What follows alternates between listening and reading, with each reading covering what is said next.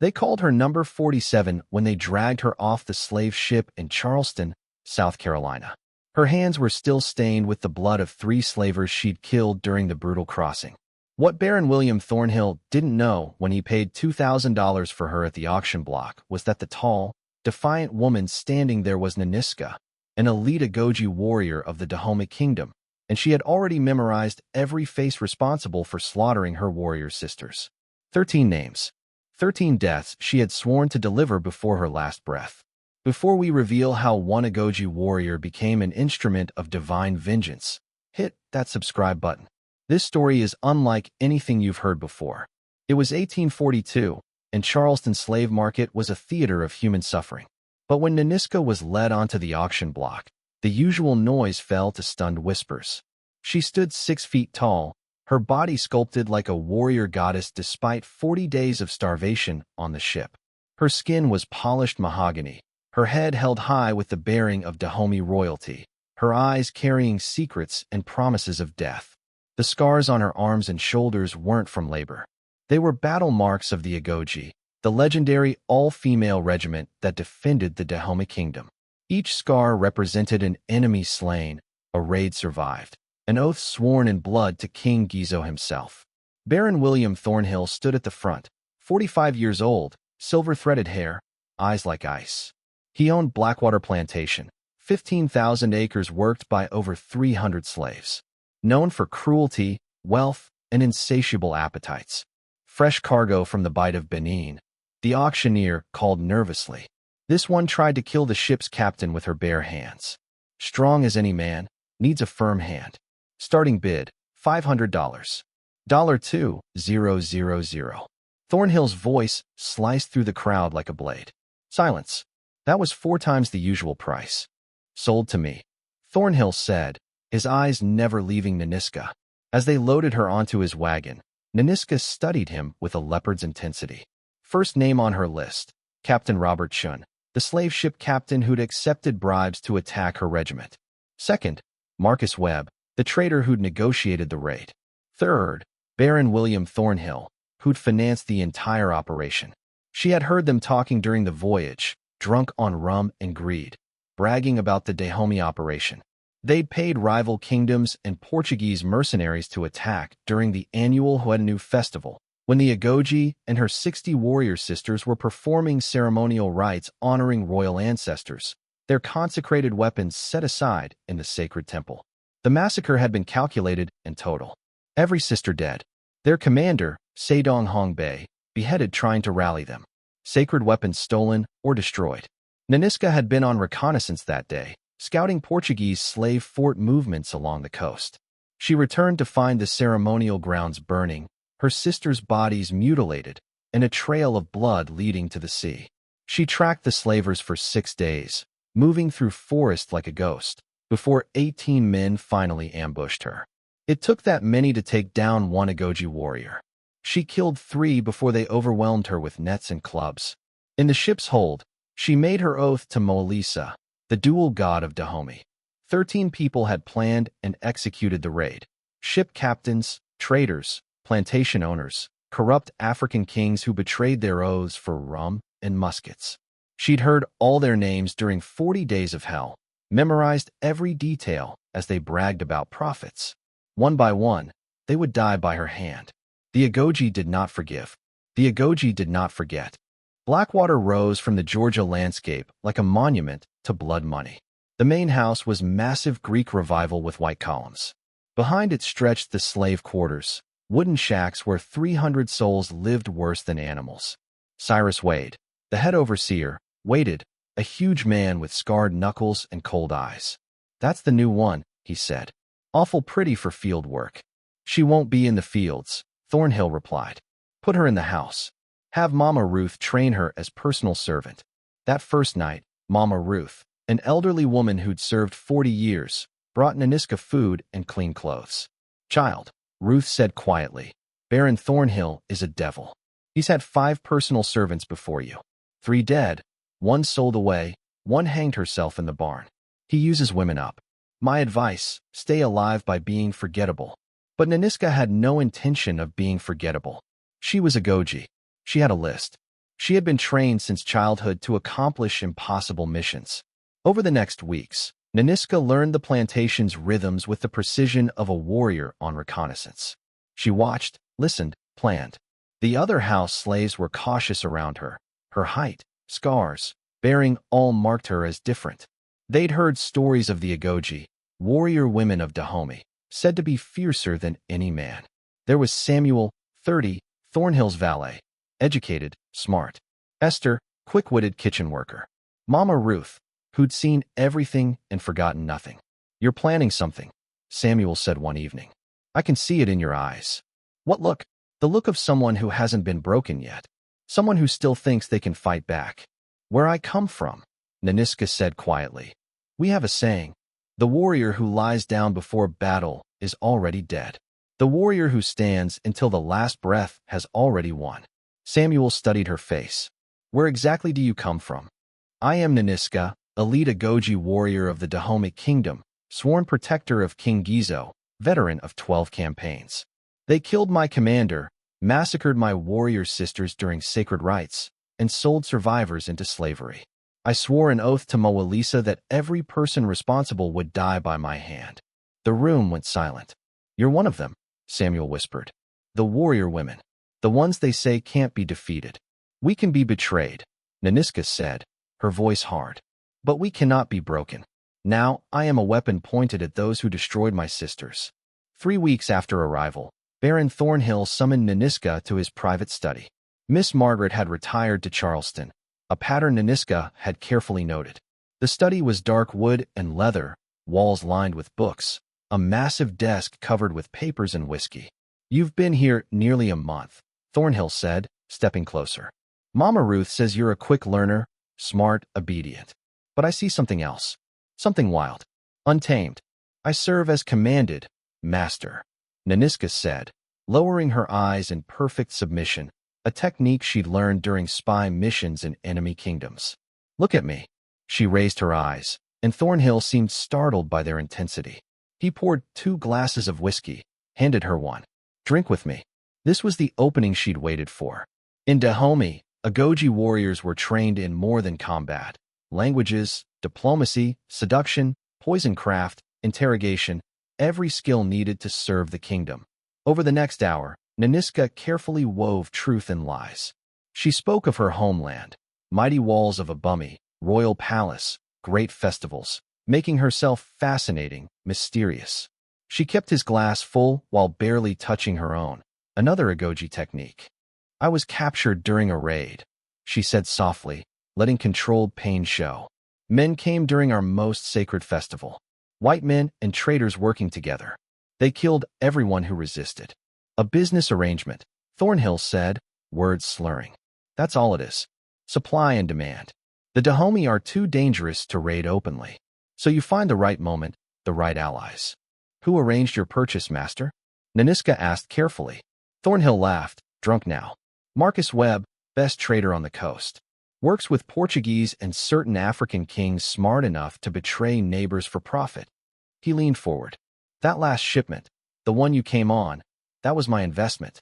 I paid for the entire raid. Webb told me there was an Agojie regiment performing ceremonies without their weapons. Easiest money I ever made." Nanisca's blood ran cold, but she kept her face sympathetic. "You're very powerful, master." "Damn right. And the best part? My partners, captains, traders, other planters, they all think they're using me, but I've got records of everything. Names, dates, payments, insurance." Nanisca felt her heart race. In that drawer was everything: proof, names, locations, her entire death list, and evidence to destroy them all. "Where do you keep such important records?" she asked carefully. Thornhill tapped his desk drawer, too drunk to realize the danger. "Right here, locked up tight.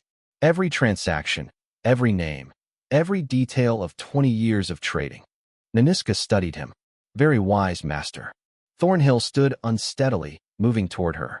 "You're different from the others. Beautiful, yes, but intelligent. Dangerous even.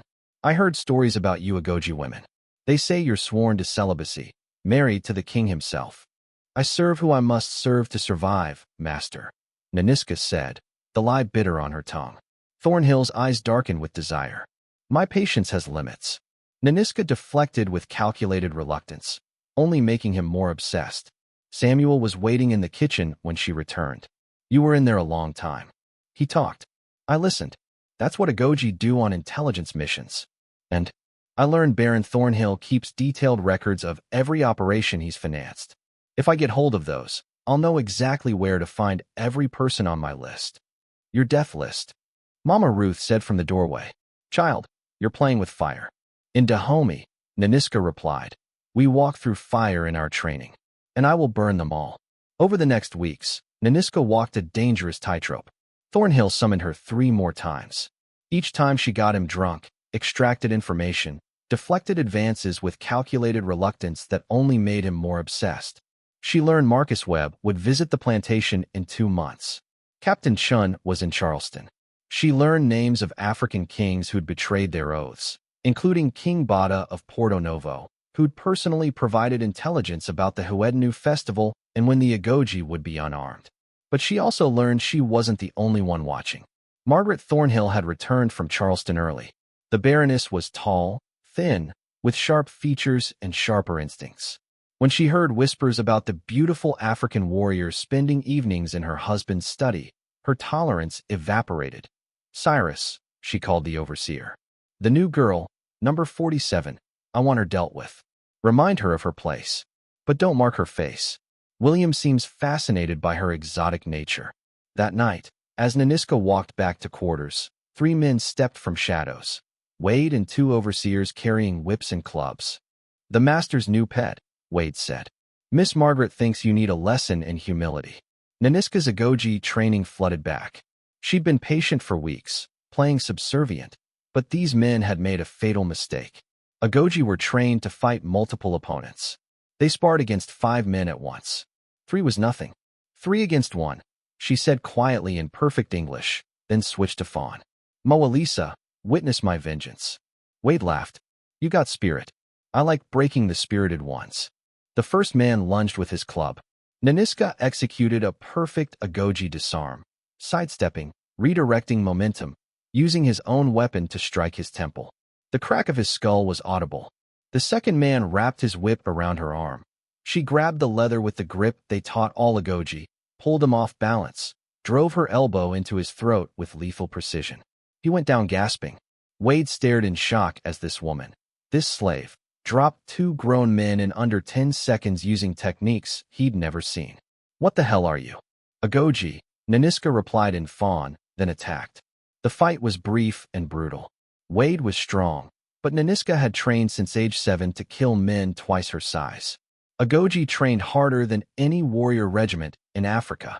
She broke Wade's nose with a headbutt, shattered his knee with a precise kick using the technique called leopard breaks the branch, and had her hands around his throat when Samuel's voice cut through the red haze. Nanisca, stop. If you kill him, they'll hang you before sunrise. She froze, Wade's face purple beneath her grip. Samuel was right. She'd revealed herself too soon. Mission discipline broken by rage. She released Wade. Tell Miss Margaret that Agojie warriors are not so easy to break. Word spread through the quarters like wildfire. The new girl had fought off 3 overseers using strange fighting techniques. Some slaves looked at her with hope, others with fear. And one, Tobias, who served as Wade's informant, looked at her with calculation. Nanisca carefully selected her circle using Agojie principles. Trust those who have already proven themselves through small acts of resistance. Samuel, access to big house, risked himself to stop her killing Wade. Esther, secretly taught other slaves to read despite danger. Mama Ruth, survived 40 years knowing everyone's secrets. And 3 field slaves. Moses, massive man with gentle eyes who'd once tried to escape. His wife Clara, organized quiet defiance among women.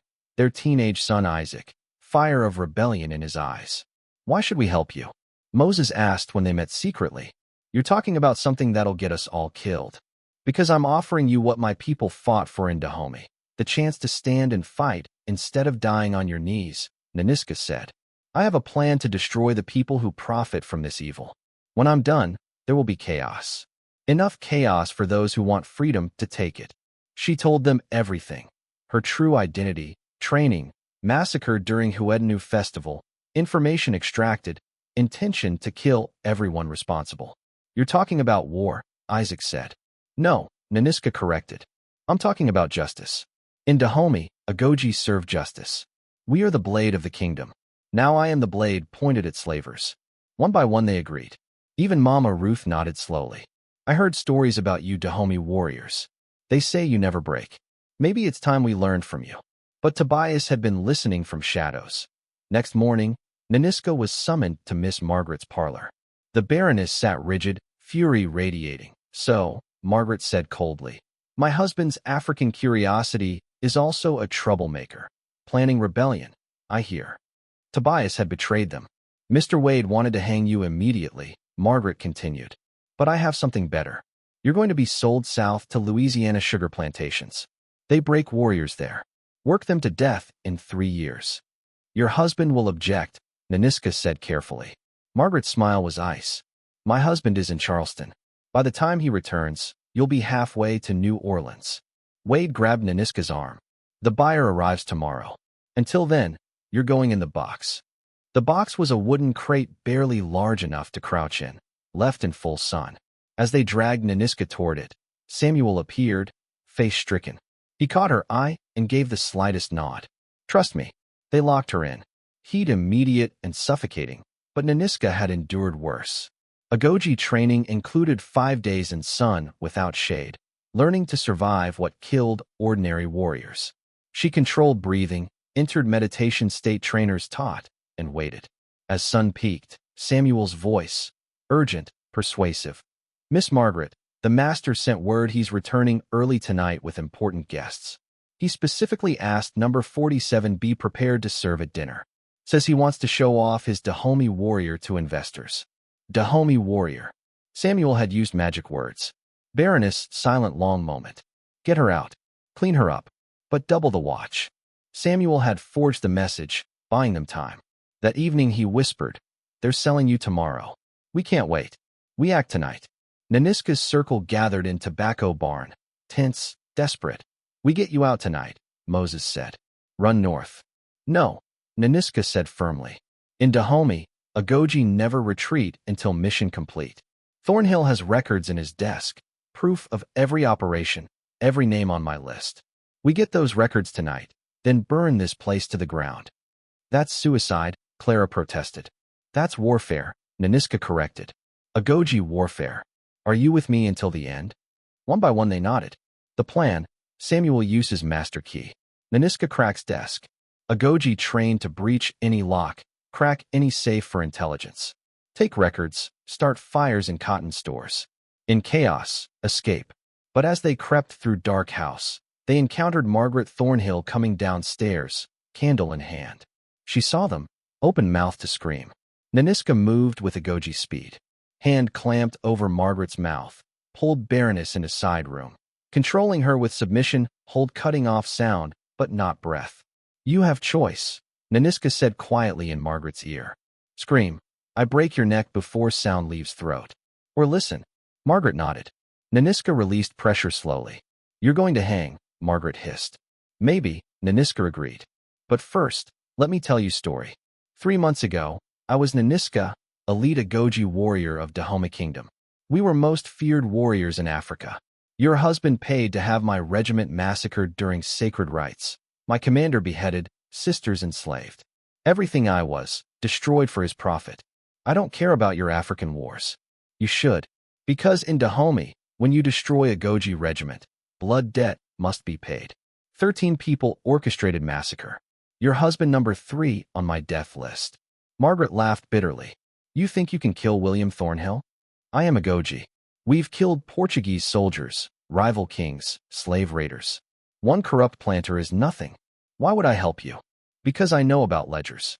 Your husband keeps records of all illegal operations, bribes, partnerships with pirates, forbidden slave raids. And I know you've been stealing from him for years. Don't look surprised. Agojie trained to gather intelligence. We notice everything. Margaret's face went white. Here's offer, Nanisca continued. Help me tonight. Give combination to safe. In exchange, I tell you which records destroy to protect yourself. When authorities investigate after fire, you'll be grieving widow, free to take hidden fortune and disappear. Refuse, you burn with him. Margaret looked at this African warrior making demands like royalty and surrendered. Combination is 739. Safe behind painting. 10 minutes later, Nanisca stood in Thornhill's study, safe open. Inside, stacks of papers, ledgers, maps. She found it. Leather-bound journal listing every slave-trading operation Thornhill financed in 20 years. Captain Robert Chun, operates Charleston, Docks Pier 7. Marcus Webb, headquartered Savannah, Warehouse River Street. Baron Frederick Ashford, partner, Plantation, South Carolina. Colonel Thomas Burke, military protection, Fort Jackson. King Bada of Porto Novo, provided intelligence on Dahomey ceremonies. List went on. 13 primary names. Dozen secondary. Is that what you needed? Samuel asked nervously. This is everything, Nanisca breathed. Then let's escape, Moses urged. Not yet, Nanisca said, turning to Margaret. Where is your husband tonight? Margaret hesitated. At Colonel Burke's estate, 20 miles east. Gathering of his partners, discussing expansion. They'll be drunk by now. Nanisca's warrior instincts blazed. All of them together. How many? 7. Maybe 8 of his primary partners. 8 names on her list. All in one place, like enemy war council gathered for night raid. Change of plans, Nanisca said. We're not burning this plantation. We're going hunting, Agojie style. Have you lost your mind? Clara exclaimed. That's armed estate. Perfect, Nanisca replied. Warriors smile fierce. In Dahomey, we specialize in night raids against fortified positions. This is what I was trained for. Nanisca and 6 allies rode to Colonel Burke's estate using Thornhill's horses. Arrived near midnight. Wealthy men celebrating blood money. Guards outside, relaxed. Everyone inside drunk, confident. This is insane, Isaac whispered. This is Agojie warfare, Nanisca corrected. I'm going in alone. If I don't come out in 1 hour, ride north. Don't stop. Alone, Samuel protested. There are 8 men plus guards. I am Agojie. We trained to fight armies. She touched scars on arms. Each mark, enemy killed in combat. Tonight, I add 8 more. My sisters will be avenged. She slipped through darkness like hunting leopard, moving silently through undergrowth way they trained in forests around Dahomey. Guards never heard her coming. Agojie pressure point strikes rendered them unconscious. Killing guards unnecessary would alert others. Inside mansion blazed candlelight, drunken laughter. Nanisca moved through shadows, body remembering every stealth technique drilled since childhood. She found them. 8 men in dining room, cigars and whiskey flowing, discussing next slave trading venture. Baron William Thornhill sat at head. Beside him Marcus Webb, Captain Chun, Colonel Burke, Baron Ashford, 3 others from her list. Nanisca stepped into doorway, tall, terrible in candlelight, posture pure Agojie battle stance. Laughter died. Gentlemen, she said in perfect English, all subservience gone. My name is Nanisca, elite warrior of Agojie regiment, sworn protector of Dahomey Kingdom. 3 months ago, you paid to have my regiment massacred during sacred rites. My commander beheaded, sisters enslaved. I swore oath to Moalisa that you would all die by my hand. Thornhill lurched to feet. How did you? Where are guards? Your guards breathe, but do not wake. Soon you'll breathe no more. She pulled 2 long knives from belt, weapons taken from guards, felt right in hands again after months without blades. But first, know this.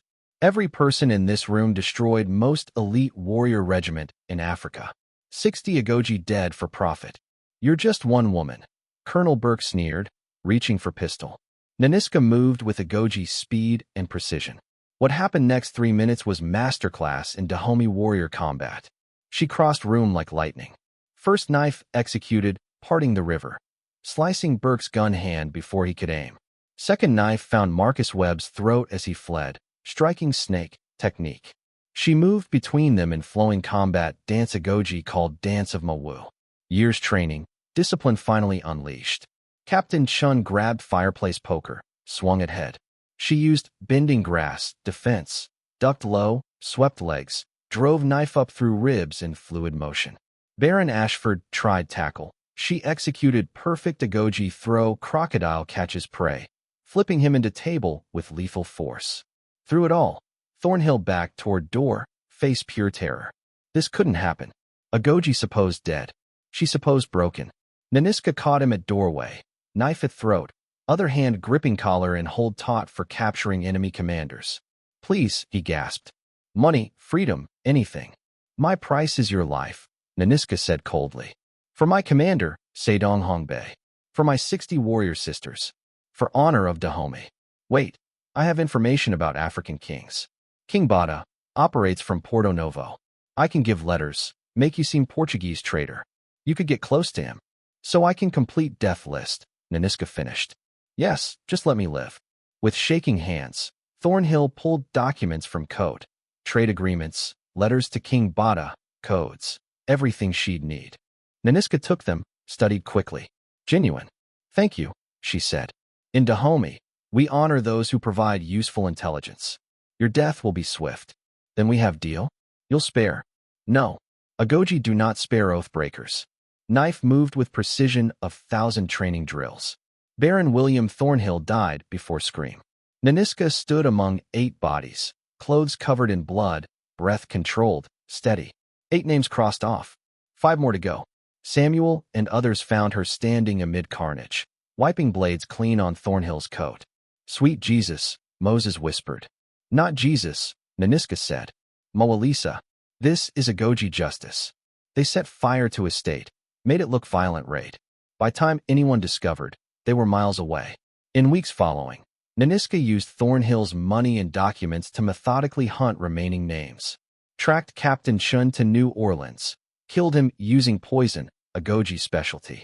Found corrupt customs official in Charleston. Drowned him in harbor. Systematically destroyed network that destroyed her regiment. Ultimate prize. King Bada of Porto Novo. Traitor who betrayed Dahomey's sacred ceremonies to Portuguese slavers. Using letters, Nanisca presented as representative of Portuguese traders seeking new partnerships. Bitter work, pretending aligned with slavers. But Agojie did what necessary to complete missions.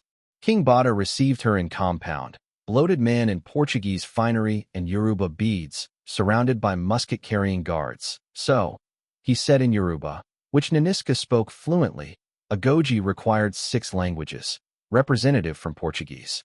Unusual to send woman. I represent those who value discretion and profit, Your Majesty, Nanisca replied smoothly. As you did when providing intelligence about Dahomey's Huedanu festival. Bada's eyes narrowed. How do you know about that operation? Because, Nanisca said, dropping pretense, speaking Fawn. Dahomey language, I am Nanisca of Agojie. I was there when your betrayal led to massacre of 60 warrior sisters. And you, Oathbreaker, our last name on my death list. Guards raised muskets, but Nanisca already in motion. Hidden weapons throughout trading clothes, small throwing knives, garrote, poison needles. Killed 4 guards with throwing knives before they fired. Agojie trained to disarm multiple musket-wielding enemies. Bada tried run, Nanisca faster.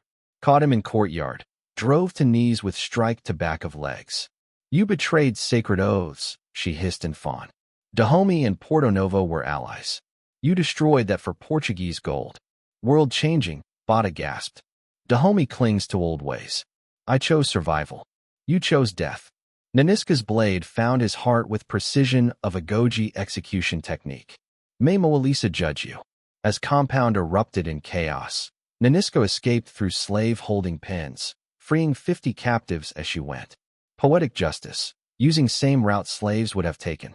She made way back to Georgia, where Samuel and others waited. They'd been busy, using Thornhill's money to purchase freedom papers, fund escapes north, spread word of what possible. 13 names, Samuel said when she returned. All dead. What now? Now, Nanisca said, looking at freed slaves gathered, drawn by stories of Dahomey warrior who declared war on slavers. We expand. I've broken their network in this region, but others exist. One woman can't fight entire system. No, she agreed. But one Agojie warrior can start war, teach others to fight theirs. In Dahomey, each Agojie trains 10 warriors. I will do same here. Make this expensive, dangerous. Make them afraid. Over next year, Nanisca became legend. Dahomey warrior who appeared from nowhere, killed traitors, corrupt officials with techniques no one's seen, freed slaves, vanished like smoke. Never forgot Tobias. Found him on another plantation, marked him with Dahomey's symbol for traitor. Not killing mark, but one ensuring other slaves knew what he'd done. By 1845, Nanisca personally killed 37 people involved in slave trade, freed over 300 slaves using intelligence and combat techniques learned in Dahomey, destroyed 4 major operations, made business so dangerous insurance rates tripled. But she knew not enough. System vast. For every traitor killed, 2 more appeared. Changed tactics, using lessons from Agojie training. Using fortune taken from dead slavers, began funding abolitionists. Provided evidence to trusted authorities. Worked with Quakers, anti-slavery groups, using strategic mind. Agojie trained in warfare, not just fighting. And she wrote her story. With Samuel's help, documented everything. Agojie training, massacred during Huednu Festival, Middle Passage, Blackwater Plantation, Campaign of Justice. Wrote in stark detail, published anonymously. Book, Testimony of an Agojie, War Against the Slavers, became sensation in abolitionist circles. Revealed Dahomey warrior culture to Americans, showed sophistication of African military systems, documented corrupt networks. Southern plantation owners tried suppress, claimed propaganda. But slaves who could read smuggled copies everywhere. Details about Agojie training, Dahomey culture, combat techniques, too specific to be fiction. Always Nanisca kept moving, never staying long enough caught. Trained others in Agojie methods, former slaves wanting fight. Free people waiting for someone show how. One night in Charleston, 5 years after escaping Blackwater, Nanisca stood on docks watching slave ship prepare to depart, as she placed incendiary devices throughout hold. Agojie sabotage technique. When reached open water, it would burn. Cargo escape. Captain not survive. You can't save them all, Samuel said beside her. He'd stayed all these years. No, Nanisca agreed. But I can save these. Tonight, 200 people won't be enslaved. Tomorrow more. That's what it means to be Agojie. We serve until last breath. And when will you stop? When I'm dead, or when slavery is dead? She smiled grimly. Whichever comes first. Rumors she planning return to Dahomey. Nanisca quiet. My regiment gone. Commander dead. Dahomey I knew changed. Can never truly go home. Then where is home? Here, she said, gesturing darkness where freed slaves gathered. With everyone still fighting. In Dahomey we say Agojie's home is wherever injustice to fight. That is my home now. As sun rose over Charleston Harbor, Nanisca watched slave ship burn. Authorities call accident. Traders suspect sabotage. Somewhere, someone whisper name of Dahomey warrior who was death to slavers. She'd started with list of 13 names. Ended with war lasting rest of life. Not simple revenge sworn over fallen sisters' bodies, but better war. Righteous war. War worthy of Agojie. Nanisca, elite warrior of Agojie regiment. Died 1859, struck by bullet leading raid to free slaves from Virginia plantation. She was 43. Personally freed over 800 people.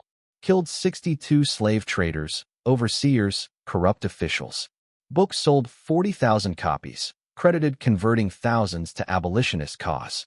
In final moments, surrounded by freed slaves she'd fought for, whispered in fawn. My sisters, I kept my oath. Your deaths avenged. Buried in free soil, secret location known only to those she freed. No marker, no memorial. But every slave who knew her story remembered. When Civil War came just 2 years later, when slaves rose to fight freedom, when system finally crumbled, they fought with spirit of Dahomey warrior who'd shown resistance possible. That one person could make difference. That even darkest times, warriors could still rise.